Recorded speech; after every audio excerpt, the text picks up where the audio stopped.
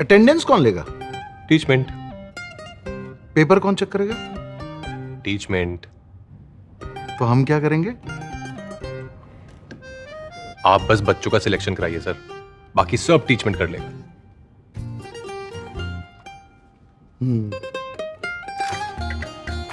चाहे जैसी भी जरूरत हो, टीचमेंट पे टीचिंग आसान है। आज ही डाउनलोड करें टीचमेंट, इंडिया का नंबर 1 टीचिंग ऐप। नमस्कार स्टूडेंट, स्वागत है आपका अपने यूट्यूब चैनल सुभाष क्लास में। हम आपके लिए लेकर आए फिजिक्स सेट सी छत्तीसगढ़ बोर्ड वार्षिक परीक्षा पेपर का फुल सॉल्यूशन लेकर आए आपके लिए। इस वीडियो में हम आपके लिए पूरा सेट सी पूरा हल कर लेकर आए हैं, तो आप वीडियो को पूरा ज़रूर देखिएगा, स्किप मत करिएगा। ये आपके लिए बहुत ही महत्वपूर्ण होने वाला है। यदि आपके लिए थोड़ा सा भी यूजफुल रहे तो वीडियो को लाइक जरूर कर दीजिए, चैनल को सब्सक्राइब कर लीजिएगा। पहले क्वेश्चन का आंसर दिया गया, यदि प्रकाश स्रोत बिंदुवत हो तो गोलाकार तरंगदैर्घ्य बनेगा। इसके बाद दूसरे क्वेश्चन का आंसर है, विद्युत फ्लक्स अदिश राशि है, इसका SI मात्रक न्यूटन मीटर स्क्वायर प्रति कूलाम होता है। इसके बाद तीसरे क्वेश्चन का आंसर है, विशेषताएं क्या होती हैं? कण का द्रव्यमान कम है तो डी ब्रॉगली तरंगदैर्घ्य का मान अधिक होता है, कण का वेग अधिक है तो डी ब्रॉगली तरंगदैर्घ्य का मान कम होगा। इसके बाद चौथे क्वेश्चन का आंसर दिया गया है, किसी संधि डायोड के पश्च अभिनत में रखने के लिए पुले बैटरी के धन सिरे से N क्षेत्र के बाएं सिरे से तथा ऋण सिरे को P क्षेत्र के बाएं सिरे से जोड़ा जाता है। इसके बाद नेक्स्ट क्वेश्चन का आंसर है, क्वेश्चन नंबर 5वें का आंसर दिया गया है,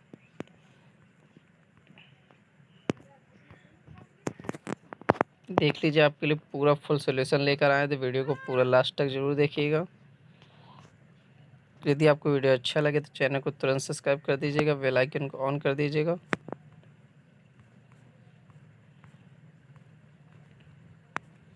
पांचवें क्वेश्चन का आंसर क्या है, विशुद्ध संधारित्र युक्त प्रत्यावर्ती धारा परिपथ में वोल्टता और धारा के बीच कालांतर 90 अंश होता है।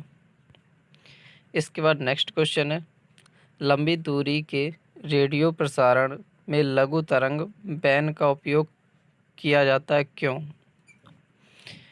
क्योंकि लघु रेडियो तरंग आयन मंडल में परावर्तित हो जाती है। क्यों किया जाता है? क्योंकि ये आयन मंडल में परावर्तित हो जाती है। नेक्स्ट क्वेश्चन है, विभव मापी के तार की लंबाई 8 मीटर है, यदि एक सिरे से 2 वोल्ट का विभवांतर लगाया जाए तो विभव प्रवणता का मान कितना होगा? तो L बराबर 8 मीटर, V बराबर 2 दिया गया है, तो सूत्र रो बराबर क्या हो जाएगा? V/L, तो 2/8 तो आ जाएगा 0.25 वोल्ट प्रति मीटर। इसके बाद नेक्स्ट है, वर्ण विक्षेपण किसे कहते हैं? वर्ण विक्षेपण किसे कहते हैं? जब श्वेत प्रकाश की किरण किसी प्रिज्म से होकर गुजरती है तो वह अपने अवयवी रंगों की किरणों में विभाजित हो जाती है। प्रकाश के अपने अवयवी रंगों में व्यक्त होने की इस घटना को वर्ण विक्षेपण कहते हैं। इसके बाद नेक्स्ट है, क्वेश्चन नंबर 9 का आंसर है, दिया गया 3 संधारित्र की जिनकी धारिता के अनुसार 10 माइक्रोफैराड है, 15 माइक्रोफैराड, 30 फैराड है, तुल्य धारिता से ये 3 का श्रेणी क्रम में जोड़ा गया तो 1/C बराबर 1/10, 1/15, 1/30, तो इनको हल करेंगे तो C बराबर आ जाएगा 5 माइक्रोफैराड। यदि आपको वीडियो अच्छा लग रहा हो तो वीडियो को लाइक कर दीजिएगा, अब वीडियो स्किप करके मत देखिएगा। प्रतिरोध और प्रतिरोधकता क्या होती है? इनमें दोनों में अंतर। प्रतिरोध और प्रतिरोधकता, किसी चालक का प्रतिरोध उसकी लंबाई तथा अनुप्रस्थ काट के क्षेत्रफल पर निर्भर करता है, जबकि प्रतिरोधकता किसी चालक की प्रतिरोधकता एक नियत राशि है जो उसकी लंबाई या अनुप्रस्थ काट के क्षेत्रफल पर निर्भर नहीं करती है। इसका मात्रक ओम होता है और इसका मात्रक ओम मीटर होता है। किसी चालक द्वारा विद्युत धारा में प्रवाह में उत्पन्न किए गए अवरोध को प्रतिरोध कहते हैं। एकांक लंबाई व एकांक अनुप्रस्थ परिच्छेद वाले चालक के प्रतिरोध को उस चालक की प्रतिरोधकता कहते हैं। प्रतिरोध उस चालक का गुण होता है, प्रतिरोधक चालक पदार्थ के विशिष्ट गुणों को कहते हैं। इसके बाद नेक्स्ट है, सेल का आंतरिक प्रतिरोध क्या होता है? इसके बारे में हमने पूरा बताया है, तो आप इसे कैप्चर कर लीजिए। वीडियो बड़ा होने वाला है तो आप इसे कैप्चर कर लीजिए और लिख लीजिएगा, क्योंकि हमने सारे क्वेश्चन के आंसर लेके आए हैं तो वीडियो कुछ बड़ा होने वाला है। तो आप इसे कैप्चर कर सकते हैं, या तो आप वीडियो रोक कर लिख लीजिए।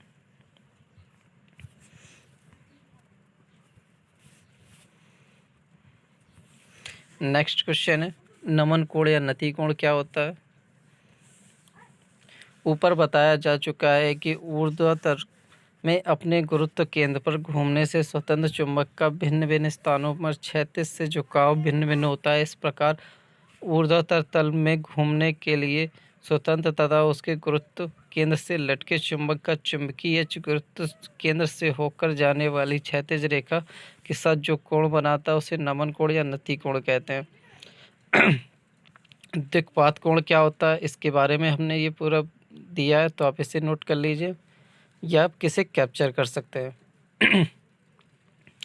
नेक्स्ट है चुंबकीय क्षेत्र की तीव्रता की परिभाषा तथा इसका ऐसा ही मात्रक। चुंबक के चारों ओर का वह क्षेत्र जहाँ तक उसका प्रभाव होता है चुंबकीय क्षेत्र कहलाता है। चुंबकीय क्षेत्र के किसी बिंदु पर स्वतंत्र एकांक उत्तरी ध्रुव को रखने पर वह जितने बल का अनुभव करता है उस बिंदु पर चुंबकीय क्षेत्र की तीव्रता कहते हैं। इसका ऐसा ही मात्रक टेस्ला होता है। ऐसा ही मात्रक में से अन्य मात्रों को न्यूटन प्रति एम्पियर मीटर तथा वेबर प्रति मीटर स्क्वायर से भी व्यक्त करते हैं। किसी कुंडली का स्वप्रेरकत्व अंकित रूप से कुंडली के बद्ध उस चुंबकीय फ्लक्स के बराबर होता है जो कुंडली में एकांक धारा प्रवाहित करने पर उत्पन्न होती है।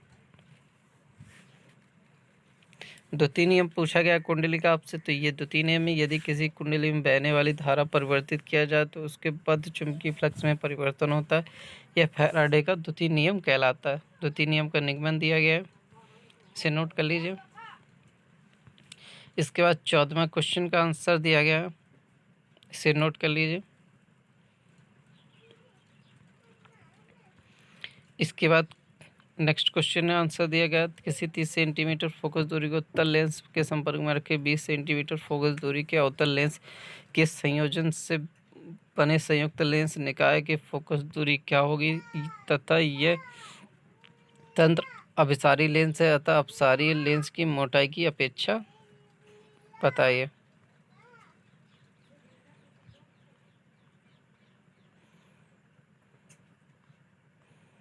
तो आपका ये हल दिया गया है, देख लीजिए। F1 30 दिया, F2 -20 दिया है, तो इसको हल करेंगे तो ये कितना आ गया 60 आ गया। चूँकि ये दूरी ऋणात्मक है तो ये लेंस अपसारी होगा। क्वेश्चन नंबर 16 का आंसर दिया गया है,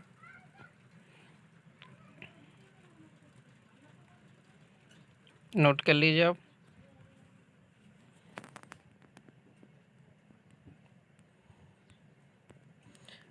क्वेश्चन नंबर 17 का आंसर, क्रांति कोण क्या होता है।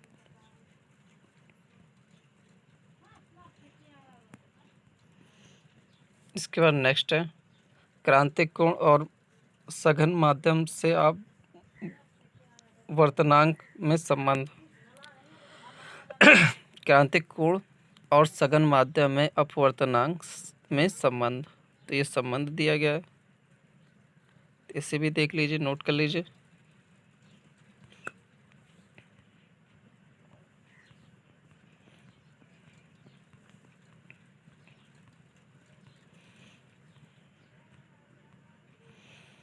इसके बाद नेक्स्ट है प्रकाश विद्युत प्रभाव क्या होता है। प्रकाश विद्युत उत्सर्जन का नियम लिखिए, तो ये नियम है प्रकाश विद्युत प्रभाव क्या होता है, विसर्जन का नियम ये दिया गया है, तो आप इसे नोट कर लीजिए। नियम दिए गए, पहला नियम है, दूसरा नियम है, 2 नियम लिख लीजिए काफ़ी है, या आप और लिखना चाहते हैं तो तीसरा चौथा लिख लीजिए। नेक्स्ट क्वेश्चन है लाइमन श्रेणी क्या होती है। ये लाइमन श्रेणी बताई गई आपको, इसे भी नोट कर लीजिए।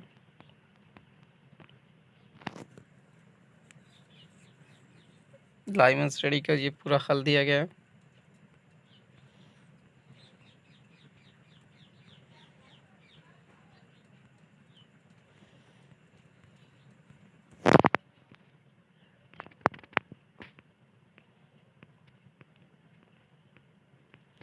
नेक्स्ट क्वेश्चन है पूर्ण तरंग दैर्ध्य कार्य के रूप में पीएन संधि डायोड का वर्णन निम्नलिखित शीर्षकों में कीजिए। परिपथ का नामांकन, रेखा चित्र, कार्य विधि। तो ये पीएन संधि डायोड पूरा बताया गया है, तो इसे आप अच्छे से नोट कर लीजिए।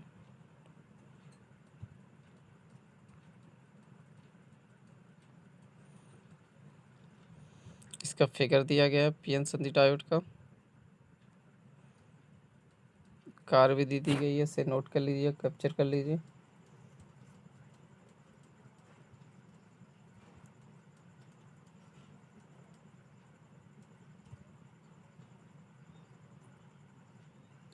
नाभिकीय विखंडन एवं नाभिकीय संलयन में अंतर, दोनों का अंतर स्पष्ट किया गया।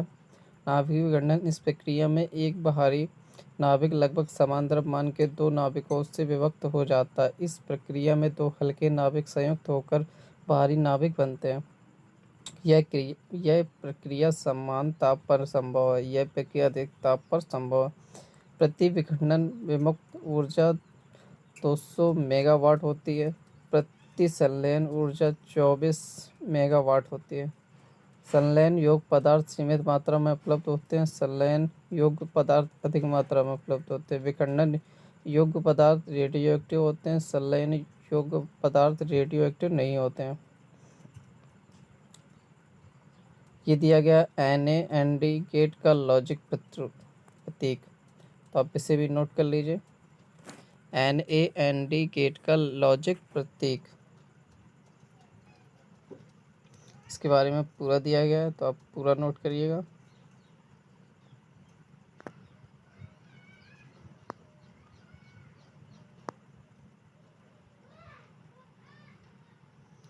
इसके बाद दिया गया लेंज के नियम, हमें परिपथ में प्रेरित धारा की दिशा को बताता है।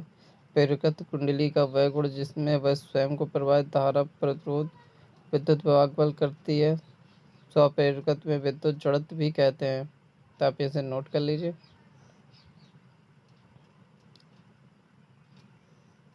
इसके बाद नेक्स्ट क्वेश्चन है, प्रकाश के व्यतिकरण से आप क्या समझते हैं? समपोषी और विनाशी व्यतिकरण को परिभाषित कर इनके लिए आवश्यक प्रतिबंध लिखिए। तो हमने पूरा लिखा हुआ है आपके लिए, तो आप इसे कैप्चर कर सकते हैं या नोट कर लीजिए।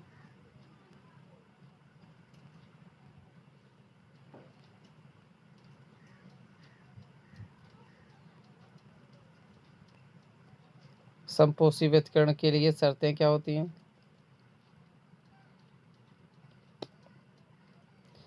समपोषी व्यतिकरण की स्थिति में दोनों प्रकाश तरंगों के बीच कालांतर शून्य या 2π का पूर्ण गुणज होना चाहिए।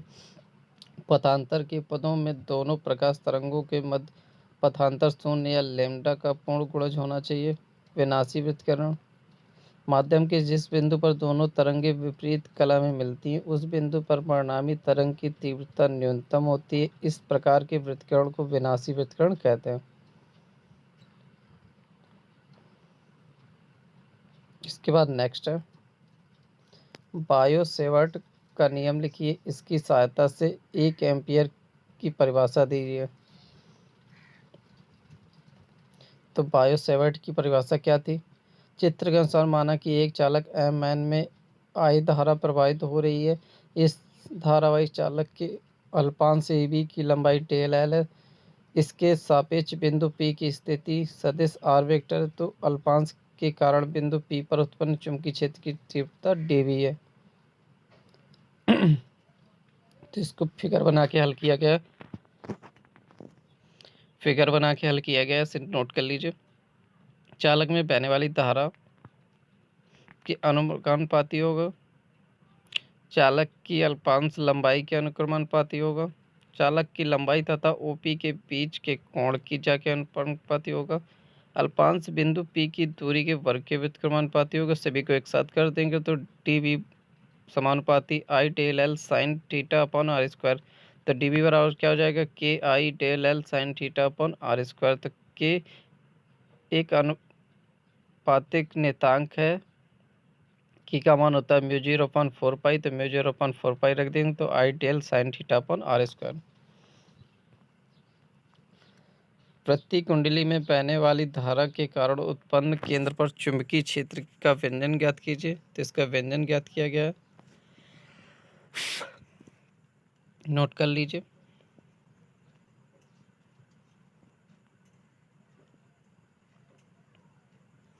इसके बाद लॉरेंज बल क्या होता है, लॉरेंज बल का सूत्र लिखिए, तो इसे भी नोट कर लीजिए। लॉरेंज बल क्या होता है,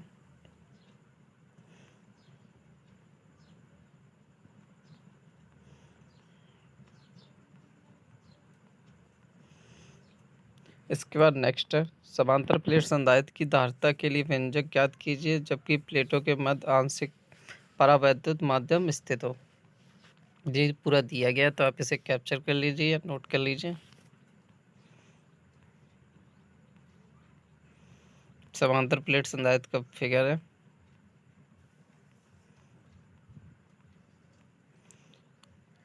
दोनों के बीच संबंध क्या है ये देख लीजिए। C बराबर epsilon 0 A D minus T 1-1/K।